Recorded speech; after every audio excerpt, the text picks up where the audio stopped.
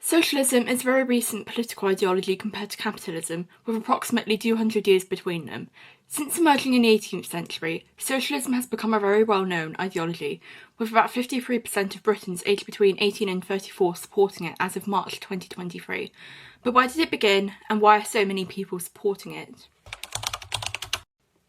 Welcome to Historical Her, my name is Larry Murray, and in today's video we'll be talking about the development of socialism. Socialism is a left-wing political and economic ideology, but what exactly is it?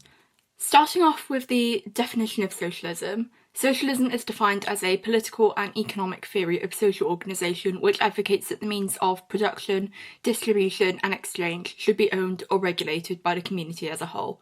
And its core values are divided into three categories: social, national and individual.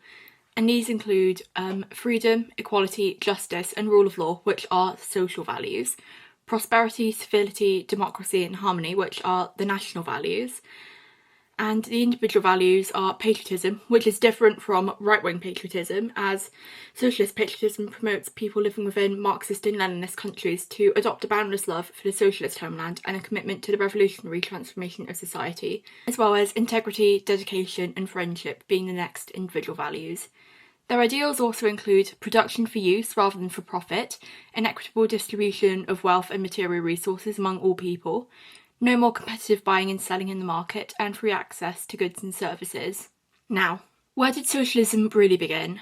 As I briefly mentioned, socialism began to emerge in the 18th century, but why? Its origins date back to the Age of Enlightenment between 1685 and 1815 and the French Revolution in 1789. However, we can also go back to when Moses was alive, because socialist beliefs contributed to Plato's ideas, because his republic depicted an austere society where the guardian classes shared their spouses and material goods. Early Christian communities also practiced sharing goods and labours at around the same time. And both Christianity and Platonism were combined in a book by Thomas More called Utopia, which believed that communal ownership controlled sins including pride and greed. Both Christianity and Platonism were combined in a book by Thomas More called Utopia, which believed that communal ownership controlled sins including pride and greed, with land and houses being common property where everyone worked on communal farms for 2 years and changed houses every 10 years. Money was also abolished in this world and people were free to take what they needed without paying. However, Utopia wasn't actually a blueprint for socialism, but it was instead commentary on the failings that More saw in Christian societies during his time alive. Then during the English Civil War, several communist and socialist sects established themselves across England. One group in particular was called the Diggers, who believed that God had created the world for people to share, not to divide or exploit.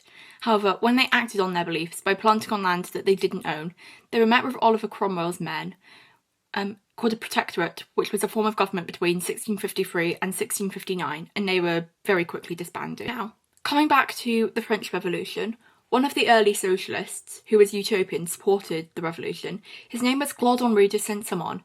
He supported the revolution and renounced all of his titles. Although he didn't advocate public ownership of productive property, he did support public control of property through planning. He also believed that history moves through all stages marked by specific arrangement of social classes and dominant beliefs. Moving into the 19th century, along came Karl Marx, who had a very significant influence on socialism as he developed the ideology of Marxism. Marxism can be defined by the political and economic theories of Karl Marx and Friedrich Engels, later developed by their own followers to form the basis of communism. However, the influence of Marxism is significant to the development of socialism, because socialism criticises capitalism because of the negative social impacts, increase in work hours and low wages, for example. And these impacts influenced Marx and Engels.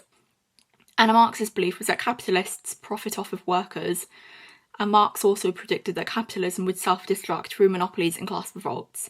But to this day, nothing significant has happened, mainly because modern capitalist societies have adapted just fine. But to better understand why Karl Marx came to these conclusions, we need to look at his background and early life. He was born on the 5th of May 1818 in the Kingdom of Prussia, in a town called Trier, now in southwest Germany, and he was a German philosopher, political theorist, economist, journalist and revolutionary socialist. He studied at the University of Bonn and Berlin and received a doctoral degree in philosophy in the University of Jena in 1841. Now that we understand where socialism began, we can now talk about why people support it and why it's heavily criticised. Starting off with the reduction of poverty, Minimum income would be given to the unemployed, sick, or physically unable to work to maintain basic living standards in poorer classes in society. There would also be free healthcare. Like the NHS in the UK, everyone would be entitled to free healthcare, which would increase the living standards for those who can't afford to go private. And benefits of public ownership would include that companies can be run in the public interest rather than the benefit of shareholders, and public ownership of water and transport would allow companies to hit goals like low prices for consumers. There would be a positive impact on the environment. Economies that are regulated to work towards long-term welfare place higher values on environmental concerns, which improves quality of life, even if it lowers profits. And equality. With capitalism, wealth inequality can increase due to inheriting family wealth. However, a progressive tax system can be used to fund infrastructure and public services, which would benefit everyone.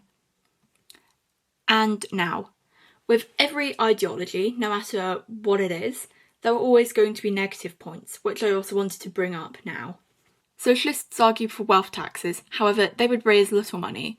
This is because of tax evasion, which is very common, and because wealthy people can move abroad if they need to or want to, and only taxing the rich can discourage wealthy people from living in a socialist country. If a welfare state is too generous, some unemployed may feel less inclined to get a job, and it can reduce the labour force and individual effort. Healthcare rationing. Doctors face great financial constraints and non-urgent operations are rationed.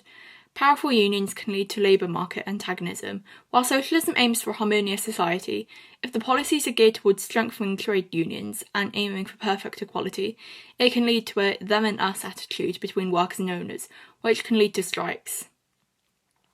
Finally, I wanted to do a case study on a socialist government and what happened. For this video, I'll be talking about the Eastern Bloc as an example of how socialism functions. However, the Eastern Bloc was running on communism with Marxist and Lenin influences. The Eastern Bloc was dominated by the USSR, aka the Soviet Union, which ran from 1922 to 1991. And the term Eastern Bloc was a collective term for the Soviet Union and Central Eastern European countries that were part of the Warsaw Pact. This union lasted from 1945, after World War II, until the collapse of the Soviet Union, which was between 1990 and 1991. When the Soviet Union began to collapse, it started to become clear that the socialist economies of the Soviet Union and across Eastern Europe had failed and brought with them environmental problems and disasters. Air and water pollution was high. In the late 80s, air pollution was 13 times higher per unit in Eastern Europe compared to Western Europe. People's health was also suffering, with respiratory illnesses due to pollution, and in the Soviet Union, there was a decline in life expectancy. Moving on to economic impacts, specifically in the USSR. First of all, pointing out that socialist economies have lower productivity of capital and slow technological progress, but could increase capital stock despite this strategy being problematic. And when a government determines the price of goods, investments are less productive, which is what the Soviet Union began to do in the 60s, and it was self-reported, which further generated problems and concerns about bias. Soviet economic growth was one of the slowest in the world. For example, the GDP growth in Russia compared to the US by the Maddison project, and I'll be showing a graph right now. In 1960, the US GDP was about $10,000. And the USSR, it was approximately $4,000. But by 1989, the US GDP had grown to $23,000, whereas the USSR's had increased to $7,500. Overall, growth in the US between 1960 and 1989 was approximately $13,000, whereas with the Soviet Union, it was around $3,500. With comparing GDP results and seeing how low the USSR's was, it's no surprise that the performance of the Soviet Union was worsening over time. And according to an article on Medium by Charles Orton Jones, this may be because of the lack of property rights, as private property being banned in the Soviet Union fixed prices, and prices set in the Soviet Union were fixed for decades, which led to prices being low and goods running out or prices being too high and goods piling up. Overall, when the Soviet Union collapsed, it was clear the economy was crumbling and productivity was low, which meant that socialism had failed and led to other impacts like pollution.